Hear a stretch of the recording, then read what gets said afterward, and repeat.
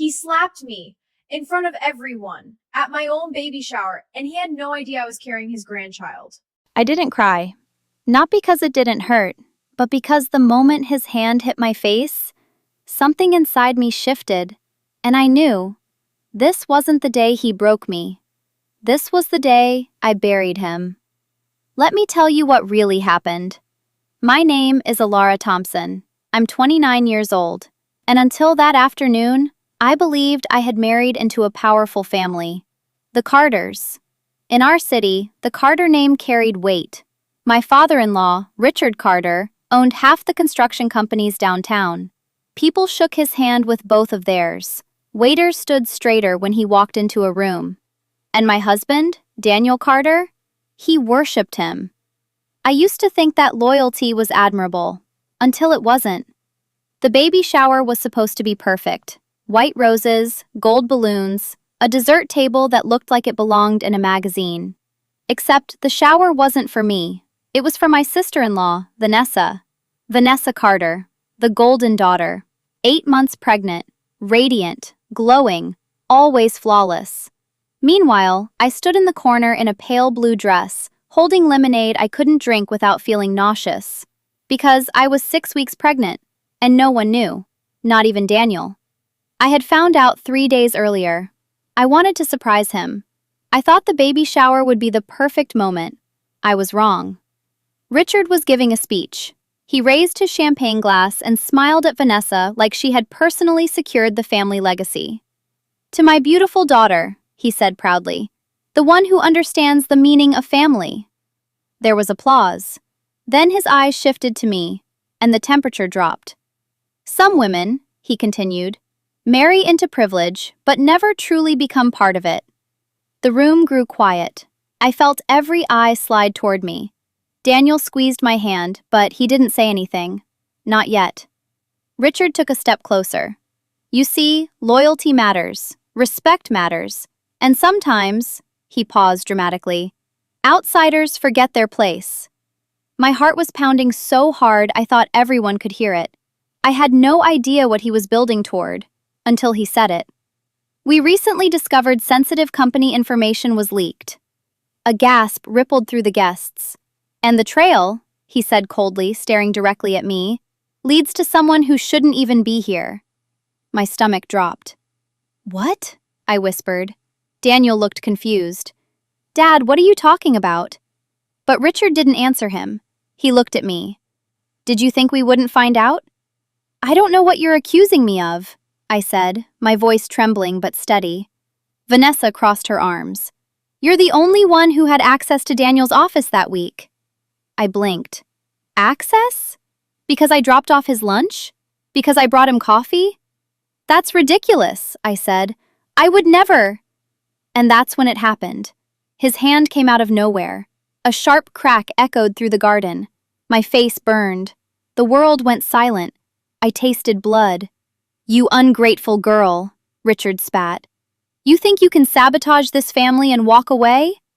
I didn't move, didn't scream, didn't cry, because shock is a strange thing. It freezes you. And in that frozen second, I looked at my husband, waiting for him to explode, to defend me, to say something, anything. But Daniel just stood there, stunned, silent, conflicted. And that silence hurt more than the slap. I turned slowly back to Richard. "You're wrong," I said quietly. He laughed bitterly. "We have proof." "Then show it," Vanessa scoffed. "You're not in a position to demand anything." "Oh, but I was. They just didn't know it yet." I reached into my purse, not for proof, not for revenge, but for the small white envelope I had planned to give Daniel. The ultrasound appointment confirmation. My fingers trembled around it. I could have pulled it out. I could have said, "Congratulations, you just slapped the mother of your grandchild." But something stopped me, because in that moment I realized something terrifying. If Daniel couldn't defend me when I was innocent, what kind of father would he be? What kind of husband already was he? So instead of revealing my pregnancy, I did something smarter. I walked away. Gasps followed me as I moved toward the gate. "Where do you think you're going?" Richard barked. I paused, turned, and looked him dead in the eye. "You'll regret this," I said calmly. Then I left. Daniel didn't follow me immediately. That told me everything. I drove home shaking. My cheek was swelling, my hands wouldn't stop trembling. But not from fear, from clarity. Because the accusation wasn't random. Someone set me up, and I had a feeling I knew who. Vanessa, the perfect daughter, the heir-producing princess. She'd never liked me. I was too independent, too educated, too unwilling to bow.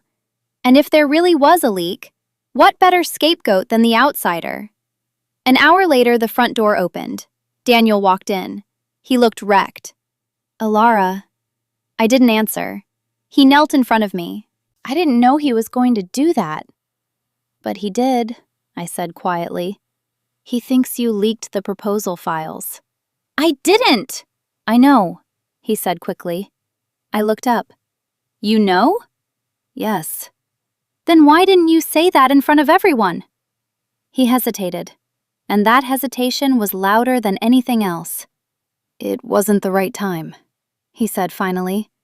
I laughed softly. "Oh, it was the perfect time." He ran his hands through his hair. "You don't understand how he is." "No," I said calmly. "You don't understand how I am." He stared at me, and for the first time in our marriage, he looked unsure. That night I couldn't sleep, not because of the slap, but because of the decision forming in my mind. I wasn't going to scream. I wasn't going to beg. I wasn't even going to confront Vanessa. No. I was going to gather proof, real proof, and I was going to dismantle their illusion piece by piece. Because if there's one thing Richard Carter values, it's reputation. And I was about to make sure his shattered. The next morning, I called someone I hadn't spoken to in years, Marcus Hale, a cybersecurity analyst, and my ex-boyfriend. When he answered, he sounded surprised. "Alara?" "I need a favor." There was a pause. "Is this about the Carters?" I exhaled slowly. "Yes." He chuckled darkly. "I always wondered when that empire would crack." "It hasn't," I said, "but it's about to." 3 days later, Marcus called me back. "Alara, you were right." My heart pounded. "It was Vanessa." She accessed Daniel's system remotely, sent the files, then wiped the logs. "Can you prove it?" "Oh," he said smoothly. "I already did." I closed my eyes and smiled. Meanwhile, Richard had gone public.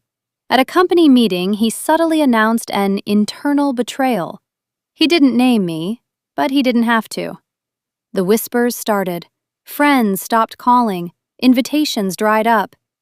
They were isolating me, trying to make me disappear quietly. But what they didn't know was that I was building something much louder. Daniel grew distant, torn between me and his father, and every day he chose silence, I chose strength. I still hadn't told him about the baby. Not yet, because the truth is, revenge tastes better when served at the perfect temperature, and mine was almost ready. Then Richard made a mistake. He scheduled a press conference to announce Vanessa's official integration into the executive board, a celebration, a display of unity. And I received an invitation, not as family, but as a warning.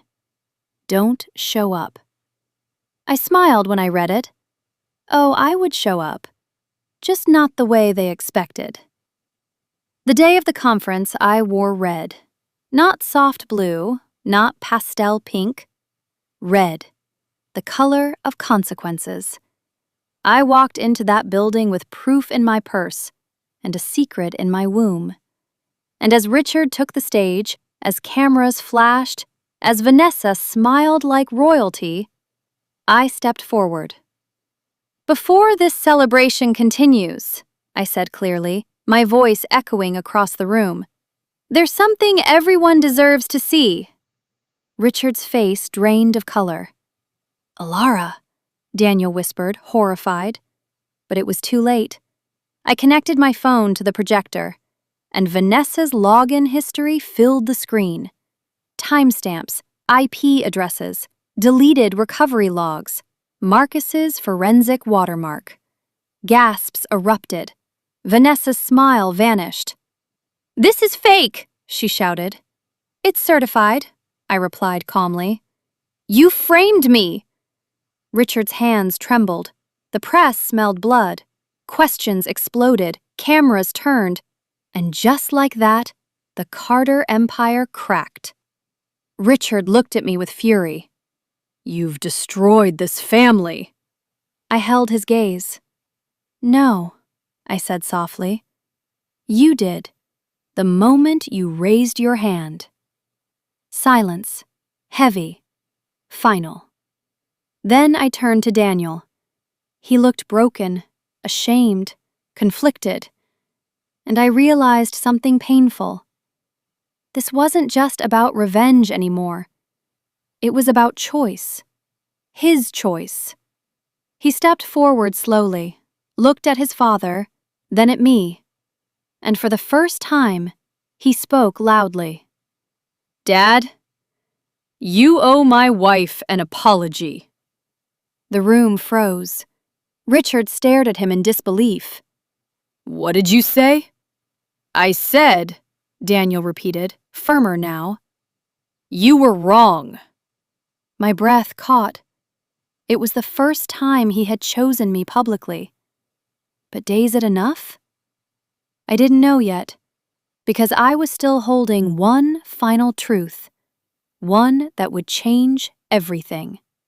And as the chaos erupted around us, I placed a hand gently over my stomach and whispered silently, "You're about to meet the real world, little one, and I promise you, no one will ever slap your mother again." He had to choose his powerful father or his pregnant wife.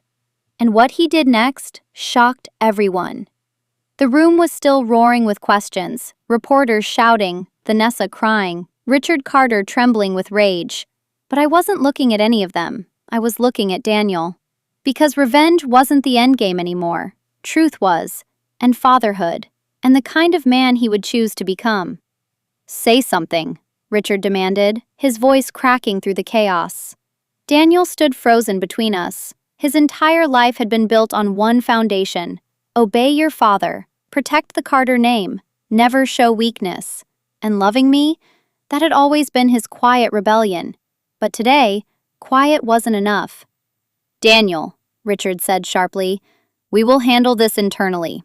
Tell your wife to leave." My wife. Not her name, not Alara, just an inconvenience. I watched Daniel's jaw tighten. Then he did something no one expected. He walked past me, straight to the podium, and took the microphone. The reporters fell silent instantly. "My father is wrong." Gasps filled the hall. Richard's face drained of color. Daniel continued, voice steady but shaking underneath. "My wife did not leak those files. Vanessa did." Vanessa let out a sharp sob. "Daniel!"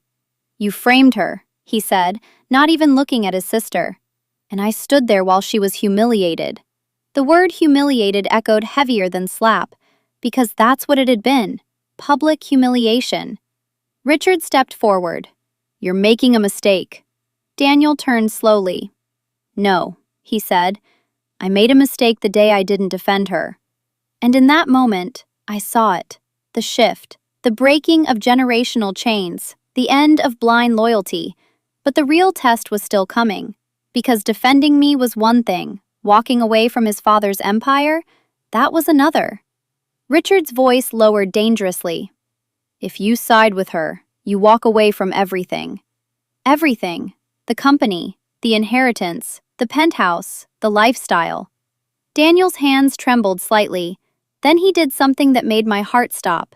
He took off his watch. A limited edition heirloom Richard had given him at 18. He placed it on the podium. "I don't want anything built on fear," he said quietly. The room exploded, Vanessa screaming, board members whispering, reporters rushing to file headlines, but I couldn't hear any of it, because Daniel was walking toward me, and this time, there was no hesitation. When he reached me, he didn't touch me. He didn't assume forgiveness. He just stood there. "Alara," he said softly, "I failed you." The honesty hit harder than any apology. "I was afraid," he continued, "of losing him, of losing everything." "You almost lost me," I replied. His eyes closed briefly. "I know." Silence hung between us, heavy, fragile.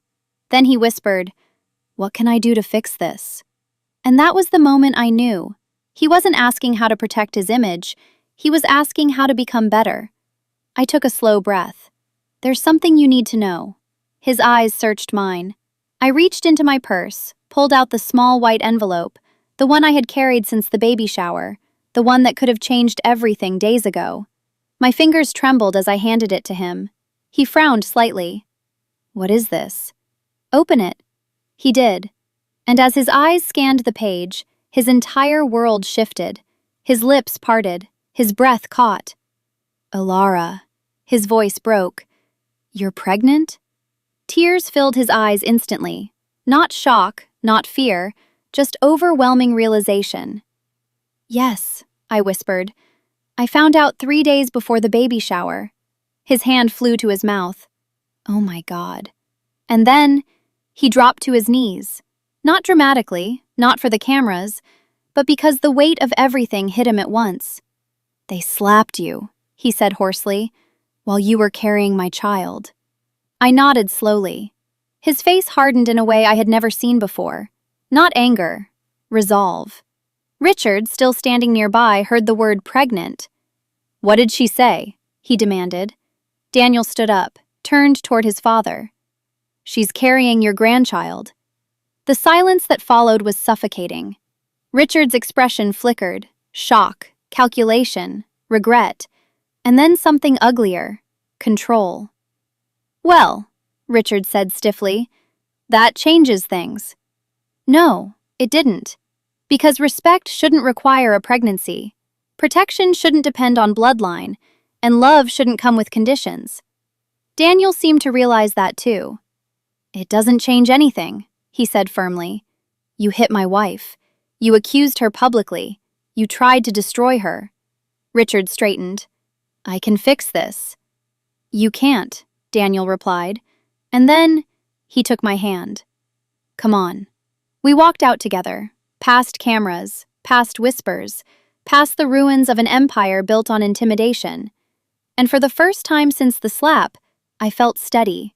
Not because revenge felt good, but because clarity did. That night, Daniel packed a single suitcase. Not mine, his. "I'm not asking you to forgive me," he said quietly, "but I am choosing you and our child." "You're leaving everything?" I asked. He nodded. "I'd rather build something small and honest than inherit something rotten." For the first time in weeks, I cried. Not from pain, but from release. The headlines the next morning were brutal. "Carter heiress framed sister-in-law. Executive scandal erupts. Son publicly denounces tycoon father." Richard's stock plummeted. Board members demanded Vanessa's resignation. Investigations began. The Carter name, untouchable for decades, was suddenly fragile. And I didn't lift another finger, because the truth had done the work for me. Weeks passed. Daniel started consulting independently. Smaller projects, smaller income, but lighter shoulders. He came to every doctor's appointment, held my hand during every ultrasound, and every time he looked at that tiny heartbeat on the screen, I saw gratitude, not entitlement. One evening, months later, there was a knock at the door. Richard stood outside, alone. He looked older, smaller somehow. "I'd like to speak," he said stiffly. Daniel looked at me. It was my choice. I stepped outside. Richard didn't meet my eyes at first. "I was wrong," he muttered. That's not an apology, I replied.